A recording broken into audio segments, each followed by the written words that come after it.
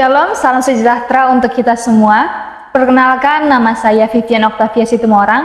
Pada saat ini saya sedang berkuliah di Perguruan Tinggi Adventsuria Nusantara dengan mengambil jurusan keperawatan dan sudah berada pada tingkat 3. Jadi, sebelum kita melanjutkan kepada pelajaran sekolah sahabat, sebelumnya saya rindu untuk berdoa untuk kita semua. Mari kita berdoa.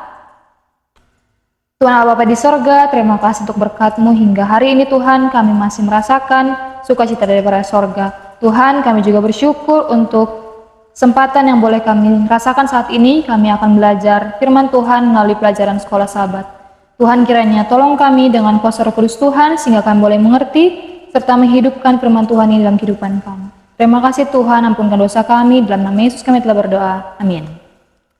Baik, kita bersyukur kepada Tuhan oleh karena berkat-Nya, saat ini kita sudah berada pada pelajaran yang ke-7 di triwulan ketiga, pelajaran sekolah sahabat, dengan judul Misi kepada Sesama Saya. Pelajaran pada sepekan ini sangatlah menarik, bagaimana diawali dengan sebuah percakapan antara Tuhan Yesus dan juga ahli Taurat beserta orang-orang Farisi yang mengelilingi mereka. Jadi kita bisa membuka dalam Lukas 10 ayat 25-37. Di situ dimulai percakapan bagaimana Tuhan bersama dengan ahli Taurat membicarakan sesuatu yang sangat menarik, terkhususnya bagi kita saat ini, yang mungkin kita sudah sering mendengarkan cerita tentang Samaria yang baik hati, orang Samaria yang baik hati. Tetapi ada satu percakapan yang sangat penting yang boleh kita pelajari berkaitan dengan ayat hafalan yang ada sepekan ini adalah Lukas 10 ayat 27. Jawab orang itu, kasihilah Tuhan Allahmu dengan segenap hatimu dan dengan segenap jiwamu dan dengan segenap kekuatanmu dan dengan segenap akal budimu, dan kasihilah sesamamu manusia seperti dirimu sendiri. Mengapa saya katakan menarik? Karena dimulai bagaimana ahli Taurat ini bertanya kepada Yesus, apa yang harus ia lakukan untuk mendapatkan kehidupan yang kekal. Dan tentu saja Tuhan dengan kebijaksanaannya, dengan kelemah lembutannya, ya kalau kita tahu kembali apa yang menjadi motif daripada ahli Taurat ini untuk bertanya kepada Yesus adalah untuk menjatuhkan Yesus dan mencari kesalahan Yesus serta mengutuk Yesus. Tetapi oleh karena kasihnya, dia memiliki kebijaksanaan dan otoritas surga, dia menjawab ahli Taurat ini dengan penuh kelemah lembutan. Dia menjawab, ya apa yang kau ketahui dari Alkitab? Lalu dijawab oleh orang ahli Taurat tersebut adalah, ya kita harus mengasihi Tuhan Allah kita dengan segenap hati kita, dengan segenap akal budi kita. Dan ya bagaimana ahli Taurat itu yang menjawab sendiri dari pertanyaannya. Di sini kita bisa melihat bagaimana Tuhan memberikan satu pelajaran yang penting bagi kita, bahwa ya mungkin dalam keadaan yang sedih, bagaimana Yesus merasakan bahwa ada orang-orang yang ingin memiliki niat yang jahat untuk dia, tapi dengan hati yang penuh belas kasihan, dia mengerti bagaimana manusia berdosa dan dia tahu bahwa misinya ke dunia adalah untuk menyelamatkan orang-orang berdosa. Dia menjawab dengan penuh kelemah lembutan. Dan yang bisa kita pelajari juga dari Yesus adalah di sini bahwa tidak peduli apapun yang diperbuat orang lain kepadanya, dia tetap melakukan yang baik. Dan kenapa ini juga menjadi pelajaran yang sangat penting, bahkan dikatakan dalam pelajaran sekolah sahabat kita, ini adalah sebuah pertanyaan antara hidup dan mati. Karena kita sangat-sangat berjuang, kita harus berjuang dalam hidup ini untuk mencapai kekekalan secara sendiri-sendiri. Dan yang pertama, kita harus mengasihi Tuhan Allah kita. Apa bukti dari kita mengasihi Tuhan Allah kita?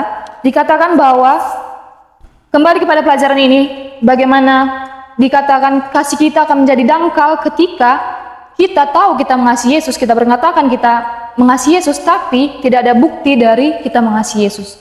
Tidak ada hal yang kita lakukan yang membuktikan bagaimana kita mengasihi Yesus. Dan dikatakan itu akan membuat firman Tuhan menjadi sia-sia.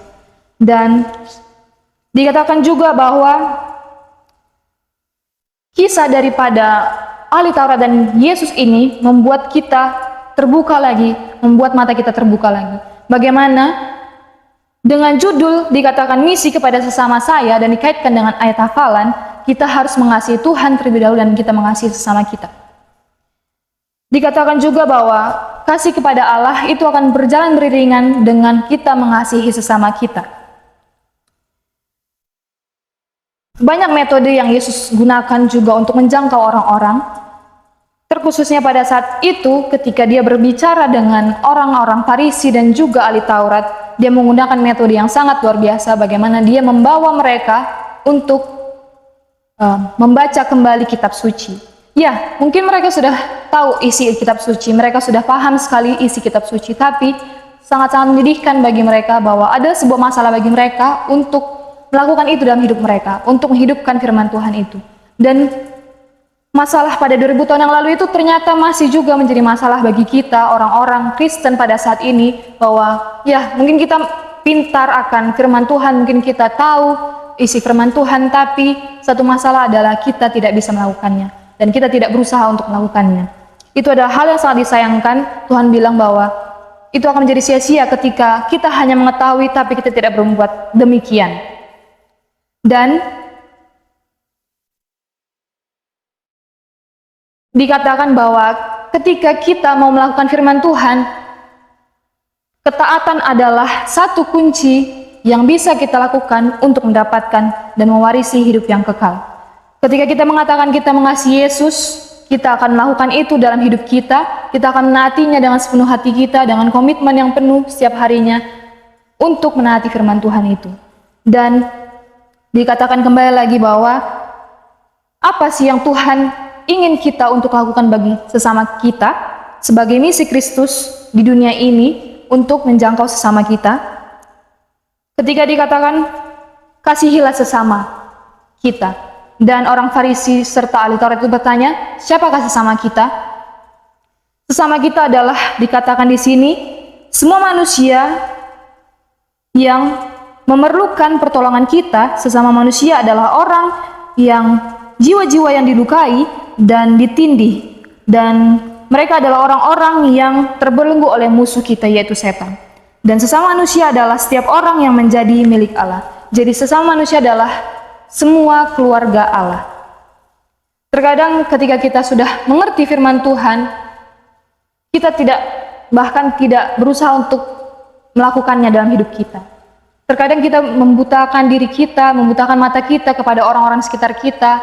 Terkadang kita hanya menggunakan firman Tuhan itu menjadi kebanggaan bagi diri kita, tetapi pada akhirnya firman Tuhan itu hanya ada pada diri kita, bukan menjadi buah-buah yang bisa kita gunakan untuk kebaikan bagi orang lain. Dan Tuhan katakan di sini melalui pelajaran kita sepanjang sepekan ini bahwa masih banyak orang-orang yang membutuhkan firman Tuhan. Masih banyak orang-orang yang rindu mengenal firman Tuhan. Sesama kita bukan hanya sesama suku, bukan hanya sesama agama, sesama kepercayaan, atau satu iman kita, tapi ternyata sesama kita adalah semua orang yang rindu dan lapar serta haus akan kebenaran Tuhan. Kasih kita kepada Allah dikatakan bisa menjadi dangkal jika kita mengatakan kita mengasihi Allah tetapi tidak menurutinya. Mengasihi Allah membutuhkan komitmen penuh dengan hati, jiwa, tubuh, dan pikiran. Ya, itu harus dilakukan setiap hari. Kasih kepada Allah akan ditunjukkan dalam bagaimana kita mengasihi orang lain, mengasihi sesama kita, dan kasih kepada Allah akan berjalan beriringan bersama dengan kasih kepada sesama kita. Dan ketaatan pada Allah adalah harga dari hidup yang kekal. Jangan biarkan apapun menarik perhatian kita dari pertanyaan apa yang harus kuperbuat untuk memperoleh hidup yang kekal. Dalam Lukas 10 ayat 25. Ini adalah pertanyaan antara hidup dan mati, dan ini harus kita selesaikan sendiri-sendiri untuk kekekalan. Kiranya firman Tuhan yang sudah kita pelajari sepanjang sepekan ini mengingatkan pada kita bahwa kita memiliki misi untuk menjangkau sesama kita. Kita memiliki misi untuk menjadi berkat bagi orang-orang di sekitar kita. Kita memiliki misi untuk menyatakan kasih kita kepada Tuhan melalui kasih kita kepada sesama. Kiranya Tuhan Yesus memberkati kita semua.